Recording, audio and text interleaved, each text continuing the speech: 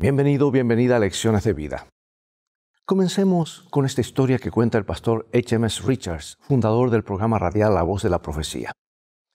Un niño, uno de 7 hermanos, sufrió un accidente y lo llevaron al hospital. En su casa rara vez había suficiente en todo sentido. Nunca tomó más que una parte de un vaso de leche. Si el vaso estaba lleno, lo compartían 2 de los niños, y el que bebía primero debía tener cuidado de no tomar demasiado. Y después de que hicieran sentir cómodo al pequeño en el hospital, la enfermera le trajo un gran vaso de leche. Él lo miró con ansias por un momento y luego, con el recuerdo de las privaciones de su casa, preguntó: ¿hasta dónde puedo beber? La enfermera, con los ojos brillantes y un nudo en la garganta, le dijo: bebe todo, niño, bébelo todo. Hermano y hermana, amigo y amiga, al igual que este niño, era un privilegio para el antiguo Israel, como para nosotros, beber profundamente de los manantiales de la salvación. Después de haber vivido entre los egipcios, cuya religión enseñaba que la salvación se compraba con obras de manos humanas, resulta que Israel perdió de vista quién era Dios en realidad. Creían que la obediencia a Dios era su salvación y que la redención surgía de los méritos propios, no de su relación personal con Dios. ¿Qué imágenes usó el Señor para describir su relación con Israel? ¿Y en qué medida las historias del Éxodo y el Sinaí son análogas a la salvación personal? ¿Cuál era el papel de la ley en el pacto del Sinaí? Mantente en sintonía, en un momento más regresaré.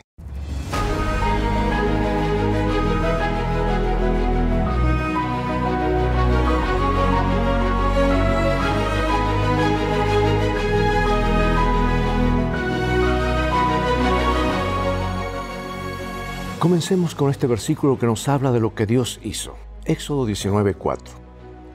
Vosotros visteis lo que hice a los egipcios, y cómo os tomé sobre alas de águilas y os he traído a mí. Hay un comentario muy lindo acerca de las águilas, que está en una enciclopedia de las 15.000 ilustraciones, y nos dice así: cuando un águila quiere enseñar a volar a sus pichones, empuja a uno de los aguiluchos y con el pico lo saca del nido. El aguilucho comienza a caer y la gran águila vuela por debajo, extiende las alas, atrapa al pequeño sobre su espalda y sube 1 milla por el aire. Cuando apenas puede distinguir al águila como un punto en el cielo, ésta se gira hacia un costado y el aguilucho cae y aletea unos 300 metros. Mientras tanto, el águila da vueltas alrededor del aguilucho y debajo de él. Toma al aguilucho con sus alas y lo eleva de nuevo por el aire. Después vuelve a soltar al aguilucho y este desciende cada vez más, a veces a unos 30 metros del suelo. Y de nuevo la gran águila toma al pequeño en su espalda y sube 1 milla más. Poco a poco el aguilucho aprenderá a volar. El águila sabe cuando está cansado el aguilucho, echa el aguilucho en el nido, saca el siguiente y comienza de nuevo. Bueno, con sus afiladas garras de la gracia, el águila eterna de las montañas sacó al aguilucho hebreo del altivo nido de la opresión egipcia. En el Mar Rojo, el aguilucho se hundió en el pánico al escuchar el estampido de las ruedas de los carros de la injusticia del desierto. Y mientras la fe del aguilucho aleteaba, contempló 2 enormes muros de agua abiertos que se elevaban con gloriosa atención, saludando la omnipotencia de la majestuosa águila. ¿Captas tú la imagen de esto? Cuando Dios dice que los tomó como alas de águila a su pueblo. Y ahora entre los muros de esa agua clara, cuando el mar se abre, se había tallado un camino seco de manera sobrenatural que guiaba al aguilucho tembloroso por un paso seguro. Como pueblo, Israel había estado inmerso en el paganismo egipcio durante muchos siglos. Una experiencia que indudablemente ensombreció su conocimiento de Dios, el conocimiento de la voluntad de Dios y de su bondad. Ahora, ¿qué podría hacer el Señor para reconquistarlos para sí? En primer lugar, Dios demostraría la autenticidad de su amor por Israel, que se sintiesen seguros de que Él los amaba. Y lo hizo a través de sus poderosos actos de liberación. Comenzaría a cortejar a la nación para que respondiera amorosamente a su propuesta de pacto. Primeramente, Dios recordó a la nación sus actos de gracia en su favor en el Sinaí. Ahora, estas ilustraciones indican que nuestro Dios es plenamente consciente de nuestra impotencia. Voy a leer varios versículos en el libro de Salmo, en Éxodo, en Deuteronomio, un par de veces y también en Oseas. Así que sígueme. Dice así la palabra de Dios. Como el Padre se compadece de sus hijos, se compadece Jehová de los que le temen. Porque Él conoce nuestra condición, se acuerda que somos polvo. Vosotros viste lo que hice a los egipcios y cómo os tomé sobre alas de águilas y os he traído a mí. Le halló en tierra de desierto y en yermo de horrible soledad. Lo trajo alrededor, lo instruyó, lo guardó como a la niña de su ojo. Y como el águila que excita su nidada, revolotea sobre sus pollos, extiende sus alas, los toma, los lleva sobre sus plumas, Jehová solo le guió, y con él no hubo Dios extraño. Jehová vuestro Dios, el cual va delante de vosotros, Él peleará por vosotros conforme a todas las cosas que hizo por vosotros en Egipto delante de vuestros ojos. Y en el desierto has visto que Jehová tu Dios te ha traído como trae el hombre a su hijo, por todo el camino que habéis andado hasta llegar a este lugar. Cuando Israel era muchacho yo lo amé. De Egipto llamé a mi hijo. Hermosas palabras, figura tras figura en las Escrituras. Y aquí en la ilustración del águila, en la que el padre trae a su hijo, notamos la preocupación de Dios por nuestro bienestar. Tierno, solidario, protector, conmovedor, su deseo es llevarnos a la madurez. Comenta el pastor Knight en la teología de la narración lo siguiente. Dice, el águila era famosa por su inusual apego a sus aguiluchos. También vivía en la cima de las montañas.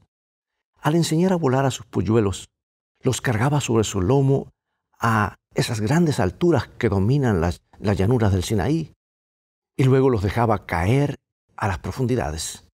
Si la cría todavía era demasiado pequeña y estaba demasiado desconcertada para volar, el águila padre se abalanzaba por debajo de ella, la atrapaba sobre su espalda y volvía a volar con ella hacia el nido, en los riscos de arriba.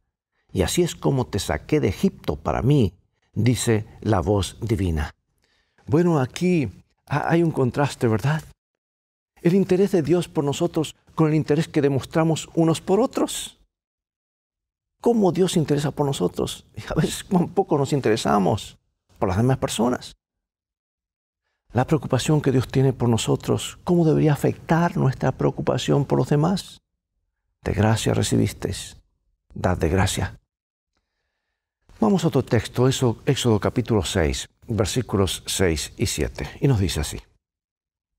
Por tanto dirás a los hijos de Israel, yo soy Jehová, y yo os sacaré de debajo de las tareas pesadas de Egipto, y os libraré de su servidumbre, y os redimiré con brazo extendido y con juicios grandes, y os tomaré por mi pueblo y seré vuestro Dios. Y vosotros sabréis que yo soy Jehová vuestro Dios, que os sacó de debajo de las tareas pesadas de Egipto.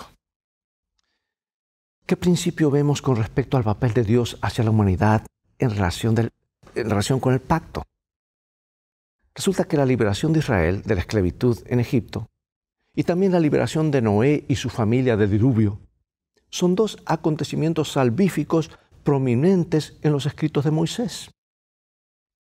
Ambos brindan información sobre la ciencia de la salvación. Pero es el suceso del Éxodo en particular el que ofrece el diseño básico. Cuando Dios dice a Israel, a través de Moisés, os redimiré.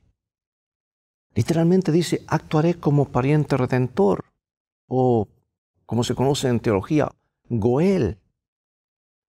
Quiero leer un comentario de el autor B. L. Ram que dice, la palabra redimir en el versículo 6 de Éxodo 6 se refiere a un miembro de una familia que compra o rescata a otro miembro de la familia, y especialmente cuando ese miembro se esclavizó por deudas o estaba a punto de esclavizarse. Israel aparentemente no tenía ningún pariente terrenal para que lo redimiera, pero Dios ahora era pariente de Israel, su pariente redentor. Qué hermoso, ¿verdad? Ahora, ¿cómo entiendes la idea de que Dios rescatará o volverá a comprar a su pueblo de la esclavitud? ¿Cuál fue el precio que hubo que pagar? ¿Qué nos dice eso sobre nuestro valor? En Éxodo 3:8 dice que ha descendido para rescatar a Israel. ¿Sabes que este es un verbo común en hebreo para la interacción de Dios con la humanidad? Dios está en el cielo, nosotros en la tierra. Y cuando Él dice que desciende a la tierra, Él está diciendo que Él puede redimirnos. En la acepción más auténtica de la idea, solo cuando Jesús descendió, vivió, sufrió y murió y resucitó por nosotros, es que fuimos redimidos. O como dice la Escritura, ya que el Verbo fue hecho carne y habitó entre nosotros. O sea que es otra forma de decir que Dios descendió para salvarnos, ¿verdad? Bueno, pasemos ahora al pacto del Sinaí. En Éxodo nos habla acerca de esto. Este libro llama la atención del lector sobre 3 acontecimientos importantes, como 3 montes. El Éxodo es en sí el establecimiento del pacto y la construcción del tabernáculo santuario que se elevan por encima de las colinas de acontecimientos menores. Son hechos que se destacan, el Sinaí y el tabernáculo. El establecimiento del pacto registrado en Éxodo 19 hasta el 24 es, por decir así, el monte Everest de los 3. Así que un breve bosquejo de Éxodo 19 hasta el 24 muestra la secuencia y la relación de los eventos. No tenemos tiempo para buscar todos los versículos que hablan de esto, pero este pacto juega un papel vital en la salvación, en el plan de salvación. Es el 4º pacto que se menciona en la Biblia. Lo antecede el pacto de Adán, de Noé y de Abraham. Y en este pacto Dios se revela más plenamente que antes, especialmente cuando se establece todo el ritual del santuario, porque el santuario, amados, no es otra cosa sino en miniatura cómo Dios actúa para salvar a la humanidad. Es una copia del centro de operaciones del universo. Por lo tanto, el santuario se convierte en el medio por el que muestra al pueblo el plan de salvación que a la vez Israel debía revelar al mundo. Ellos tenían que comprender primero ese plan y luego mostrarlo al mundo. Y aunque el Señor había redimido a Israel de la esclavitud en Egipto, Dios quería que entendiera que la redención tenía un significado mayor y más relevante que la mera libertad de la esclavitud física. Él quería redimirlos del pecado, la principal esclavitud, y eso solo podía suceder a través del sacrificio del Mesías, como lo enseñaban los sacrificios y los tipos y los símbolos del servicio del santuario. Por ende, no es de extrañar que poco después de que fueran redimidos de la servidumbre y se les diera la ley, se instruyera a los israelitas para que restableciesen el servicio del santuario, porque en él Dios les reveló el plan de redención, que es el verdadero significado y propósito del pacto, porque el pacto es llevarnos a lo que era al comienzo, restaurar esa brecha, hacer un puente entre nosotros y Dios, porque el pacto no es más que un pacto de salvación que el Señor ofrece a la humanidad caída. Eso es lo que fue en el Edén y eso es lo que fue en el Sinaí. Leo Éxodo 19, 5 y 6. Ahora, pues, si diereis oído a mi voz y guardareis mi pacto, vosotros seréis mi especial tesoro sobre todos los pueblos, porque mía es toda la tierra, y vosotros me seréis un reino de sacerdotes y gente santa. Estas son las palabras que dirás a los hijos de Israel. En estos versículos el Señor propone su pacto con los hijos de Israel. Aunque en cierto sentido el Señor los ha llamado, ese llamamiento no les otorga automáticamente, no es otorgado sin que ellos decidan. Ellos tienen que responder. Ellos tuvieron que cooperar. Incluso, ¿sabes? En su liberación de Egipto implicó que ellos cooperaran. Si hubieran quedado sentados allí haciendo nada, no hubiesen sido liberados.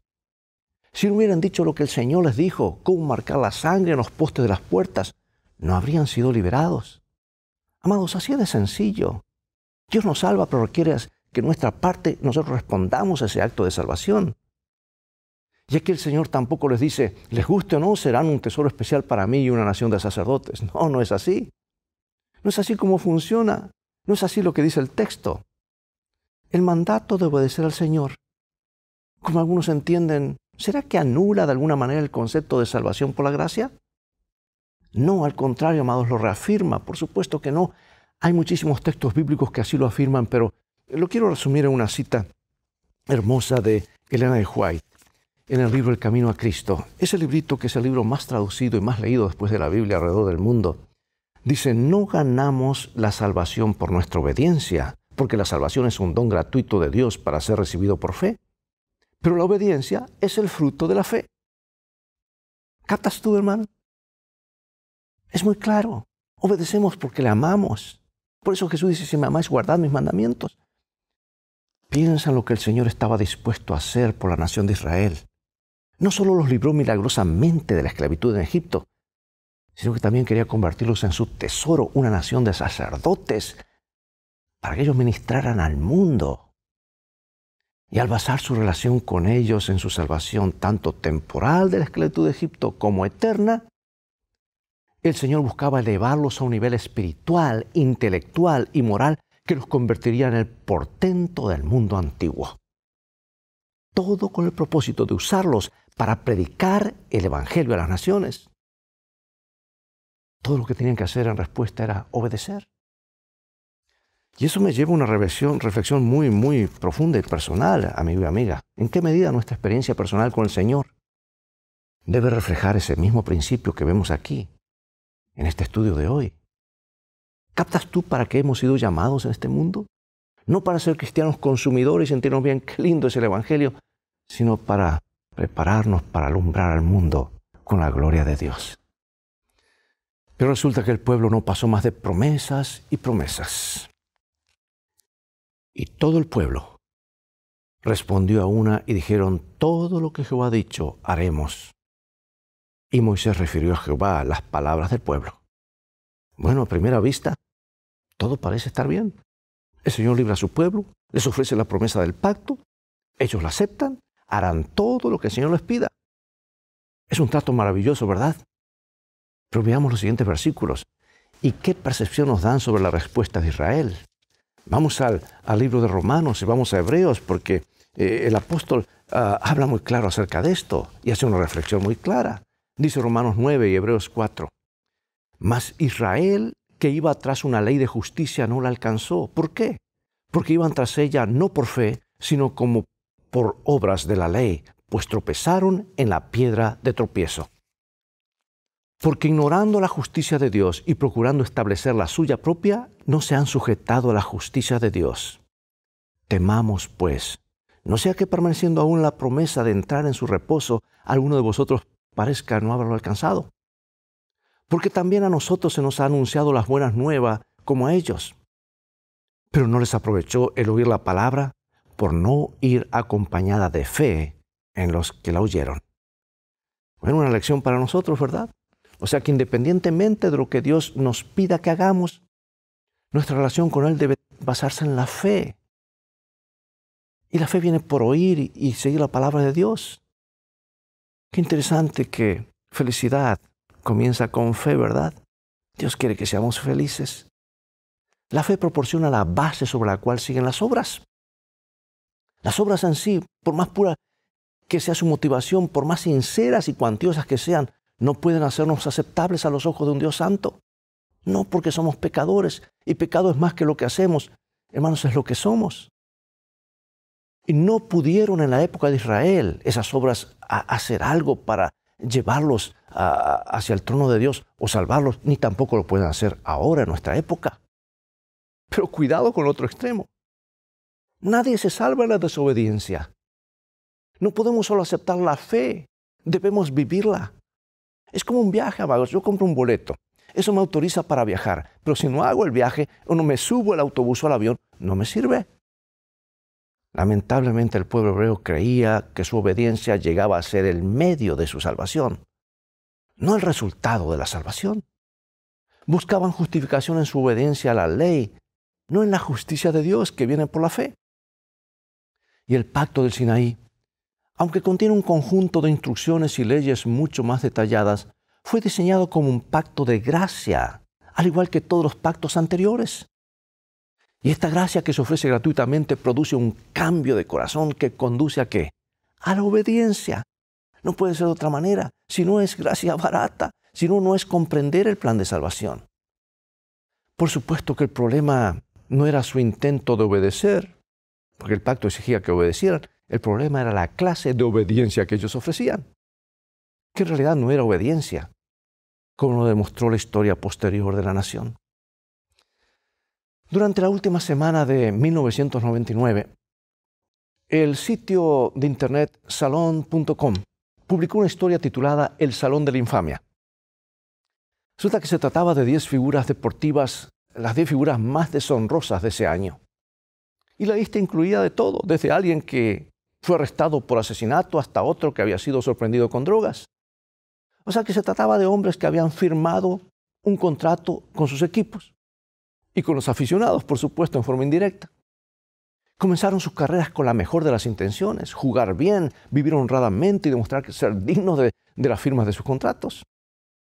Antes de firmar un contrato con alguien, es importante conocer el carácter de esa persona.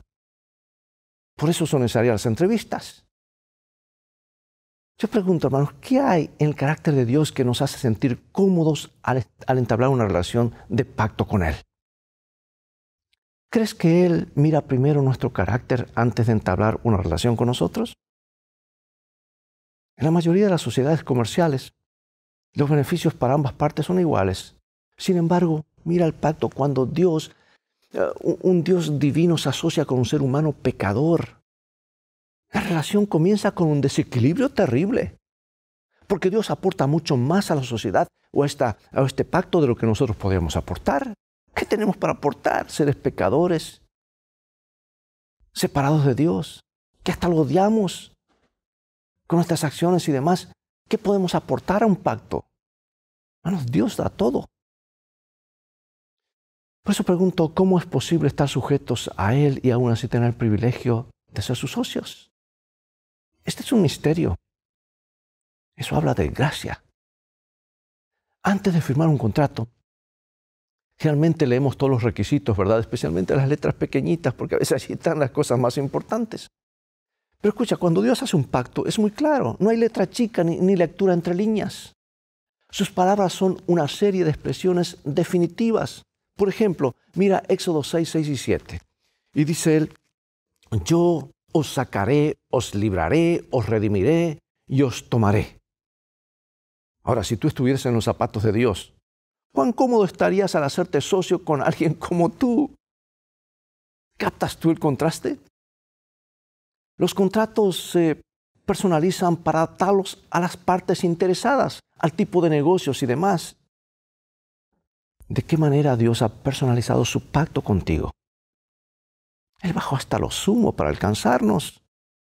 Eso es gracia. Y ahora la pregunta es, ¿cómo demuestras tu agradecimiento por las concesiones que Él ha hecho en caso de que rompas tu contrato?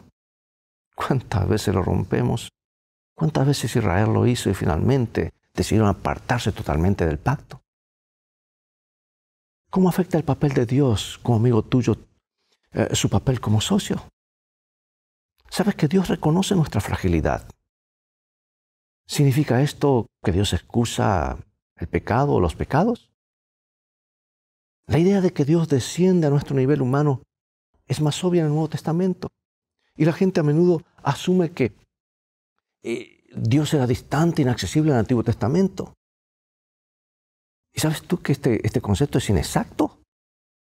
Dios estaba actuando directamente con su pueblo.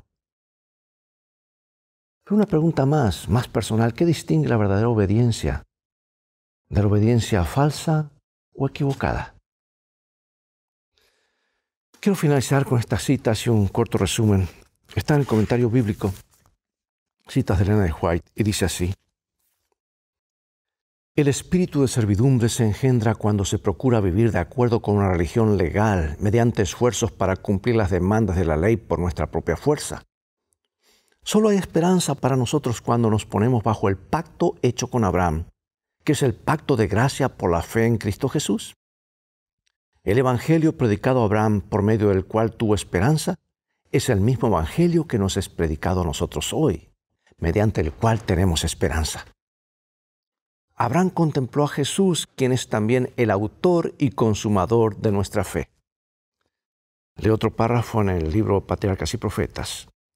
Durante su esclavitud en Egipto, muchos de los israelitas habían perdido en alto grado el conocimiento de la ley de Dios y habían mezclado los preceptos divinos con costumbres y tradiciones paganas. Dios los llevó al Sinaí y allí con su propia voz proclamó su ley. El pacto, amados, que Dios estableció con Israel en el Sinaí fue un pacto de gracia, no un pacto de legalismo. Tristemente, en el mundo cristiano se confunde esto. Y hablan de diferentes dispensaciones, que Dios actúa y salva de diferentes maneras, y que el Antiguo Testamento salvó por la obediencia a la ley, y que en el Nuevo Testamento la ley ya no existe solamente por la gracia. Dios siempre ha extendido su gracia. Y la gracia en el Antiguo Testamento como el Nuevo demanda obediencia por amor. No pongas la obediencia primero antes del amor y antes de la gracia, porque estarás en el camino incorrecto. Y ahora, luego de dar abundantes evidencias de su amor y sus cuidados bondadosos mediante una liberación extraordinaria de la esclavitud de Egipto, Dios invitó a la nación a un pacto con él, que mantendría y promovería sus libertades. En otras palabras, les puso esa defensa para que no se salgan del camino.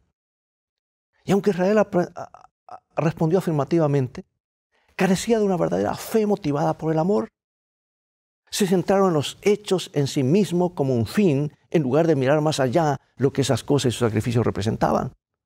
Y su historia posterior indica que mayormente no logró entender la verdadera naturaleza del pacto y lo corrompió al transformarlo en un sistema de salvación por obras. Nosotros no necesitamos repetir el fracaso de Israel e ignorar la maravillosa gracia que se extiende a los pecadores. Dios nos ayude a comprender esto, a vivirlo. Acompáñame en oración. Gracias, nuestro Padre, por hablarnos claramente a través de tu palabra, por haber descendido y entrar en un pacto con nosotros que no merecemos nada. Pero ahora nos elevas, nos has tomado con alas de águilas. Íbamos cayendo al vacío, pero no nos dejaste caer. Y nos das un futuro maravilloso.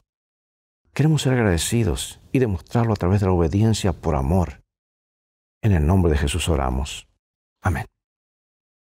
Bien, amados, es todo el tiempo que tenemos por hoy. Ha llegado otra vez el momento de despedirnos y será hasta un próximo programa de la serie Lecciones de Vida. Invita a otros a sintonizar este canal. Transfórmate tú mismo en un canal de bendiciones. Mientras tanto, Dios te bendiga y te guarde, y recuerda, tú vales mucho para Jesús. Él te ama más de lo que puedes imaginar. Y en el viaje de la vida, las cosas van a terminar bien si haces de la Biblia tu GPS y a Jesús como tu guía. Maranatá.